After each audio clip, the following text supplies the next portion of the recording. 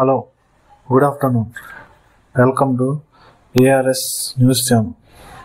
Srikakulam temple stampede. Kasibugga ఆలయంలో తీవ్ర విషాదం. తొక్కిసలాటలో 10 మంది భక్తులు మృతి. కాశీబుగ్గ వెంకటేశ్వర స్వామి ఆలయంలో శ్రీకాకుళం జిల్లా వెంకటేశ్వర స్వామి ఆలయంలో విషాదం చోటు చేసుకుంది. ఆలయంలో భక్తుల మధ్య తొక్కిసలాట పెద్ద సంఖ్యలో ఉండటంతో మృతుల సంఖ్య పెరిగే అవకాశం ఉంది. తొక్కిసలాట జరిగి 10 మంది చనిపోయారు.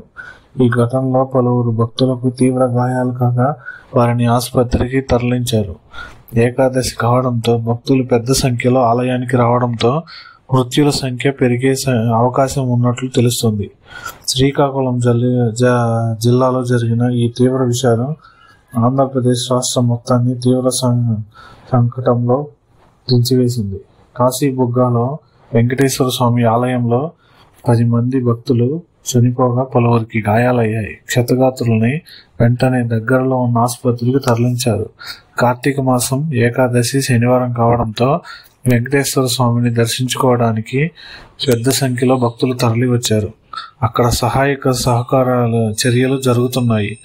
ఏకాదశి కావడంతో వెంకటేశ్వర స్వామి ఆలయానికి భారీగా భక్తులు తరలి వచ్చి ఆ భక్తుల మధ్య తొక్కిసలాట వలన ఎక్కువ సంఖ్యలో పిల్లలు, ఆడవారు కింద పడిపోవటం వల్ల దానికి క్యూ లైన్ కి సంబంధించిన రైలింగ్స్ ఊడిపోవడంతో భక్తులు కిందకి పడిపోవడం జరిగింది. ఈ రైలింగ్స్ ఊడిపోవడంతో భక్తులు కిందకు ఒరిగి తొక్కిసలాట జరిగి ఎక్కువ మంది కింద పడిన వారి ప్రాణాలు కోల్పోయినట్లు దగ్గర అక్కడ చూసిన భక్తులు చెప్తున్నారు. ఆలయంలోకి వచ్చిన వారిలో ఎక్కువ మంది మహిళలు ఉన్నారని చెప్తున్నారు. ఆలయాన్ని 12 ఎకరాల్లో నిర్మించి ఓ భక్తుడు తిరుమల శ్రీవారి ఆలయంలో దర్శనం దక్కలేదని కాశీబుగ్గలో నిర్మించినట్లు స్థానికులు చెప్తున్నారు. 12 ఎకరాల్లో 10 కోట్లతో ఈ ఆలయాన్ని నిర్మించారు. ఏకాదశి రోజున ఇంతమంది భక్తులు ఒకేసారి వస్తారని అంచనా వేయకపోవడంతో ఈ ఘటన జరిగిందంటున్నారు.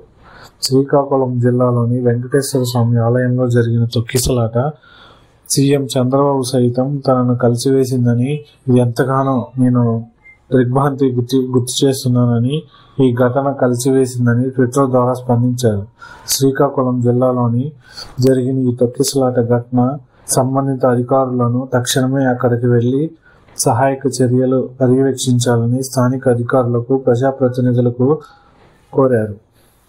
ఇటు దేవాదాయ శాఖ మంత్రి ఆనం నారాయణ రెడ్డి, జిల్లాకు చెందిన మంత్రి అచ్చెన్నాయుడు అధికారులను అడిగి మరిన్ని వివరాలు తెలుసుకొని ఘటనా స్థలంలో గాయపడిన వారికి మెరుగైన వైద్యం అందించడానికి దగ్గరలో ఉన్న ఆసుపత్రికి తరలించాలని సూచించారు.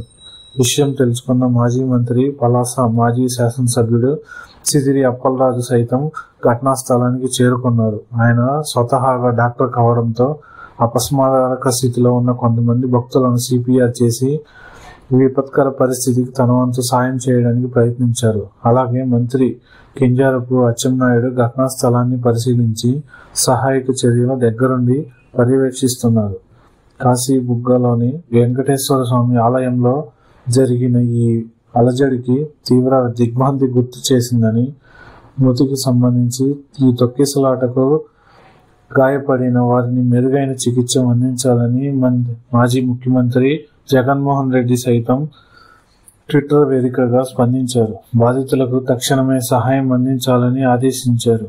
ఇది ఒక ప్రైవేటు వ్యక్తి నిర్మించిన దేవస్థానం. పలాసలో స్థిరపడిన ఒడిశా కుటుంబానికి చెందిన హరిమకుందు పండ అనే ఆలయాన్ని నిర్మించారు.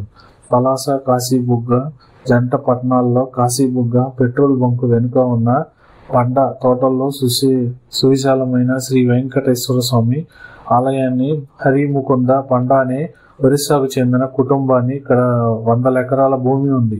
ఈ 100 ఎకరాల భూమిలో పాండా గారి కొబ్బరి తోటకు సుదీర్ఘమైన చరిత్ర ఉంది.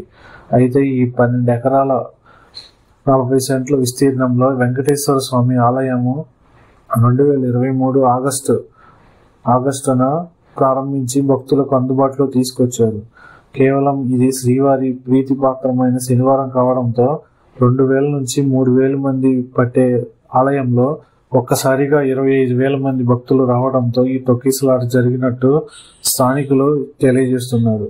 ఇదిలా ఉంటే దీనిపై అందరూ రాష్ట్రంలో సంబంధించిన అధికారులు అప్రమత్తమై గాయపడిన క్షతగాత్రులను వెంటనే దగ్గరలో ఉన్న హాస్పిటల్కి తరలించి చికిత్స అందిస్తున్నారు.